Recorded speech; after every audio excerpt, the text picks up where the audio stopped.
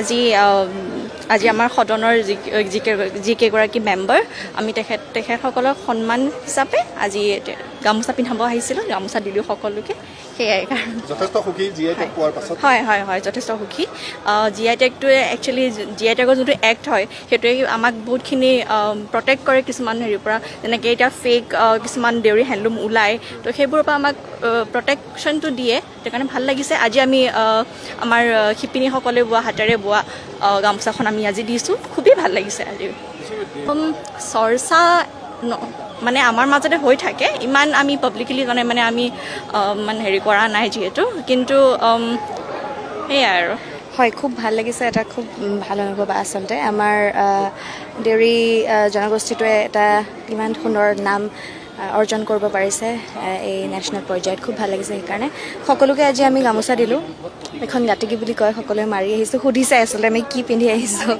খুব ভাল লাগিছে। এইটো সাজ পোছাক আমাৰ দেউৰী, এই বেলেগ বেলেগ নাম আছে। এইখন গাটিকি বুলি কয়, এইখন লুগুৰু বাইগা বুলি কয়। ভাল লাগিছে। আজি ভিতৰৰ পৰিৱেশ দেখি খুব ভাল লাগিলে। প্ৰথমবাৰ আহিছোঁ, সেয়া আৰু। হয়। আচলতে আমাৰ দেউৰী হেণ্ডলুম প্ৰডাক্টছখিনি বেচিকেলি অকল গামোচা বুলিয়ে নহয়, হেণ্ডলুম প্ৰডাক্টছ আছে ভালেখিনিয়ে। সেই হেণ্ডলুম প্ৰডাক্টছখিনি আমাৰ GI টেগ লাভ কৰিছে, অকল গামোচা বুলিয়ে নহয়। কাৰণে ভাল লাগিছে আৰু।